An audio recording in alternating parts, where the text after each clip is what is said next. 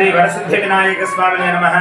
కాణిపాక పుణ్యక్షేత్రం నందు నేడు స్వామివారి వార్షిక బ్రహ్మోత్సవాలలో భాగంగా నేడు స్వామివారు రథంపై ఊరేగుతూ భక్తుల్ని కటాక్షిస్తున్నారు.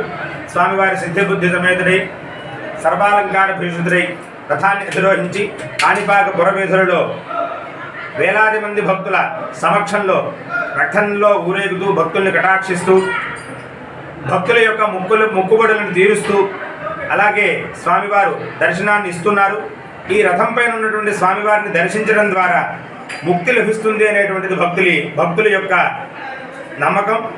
స్వామివారి యొక్క రథోత్సవంలో వేలాదిగా భక్తులు పాల్గొంటూ మిరియాలు, ఉప్పు, మరమరాలు ఇవన్నీ కూడా రథచక్రాలపై వేస్తూ ఉంటారు. సకల పాపాలు తొలగిపోవాలని చెప్పి వేలాదిగా భక్తుల సమక్షంలో జరుగుతున్నటువంటి రథోత్సవాన్ని కనులారా వీక్షించి భక్తులు తరించవలసిందిగా కోరుతున్నాను. కాణిపాక వరసిద్ధి వినాయక స్వామి వారి అనుగ్రహం ఎల్లరికూ కలగాలని చెప్పి ప్రార్థిస్తూ ఉన్నాం.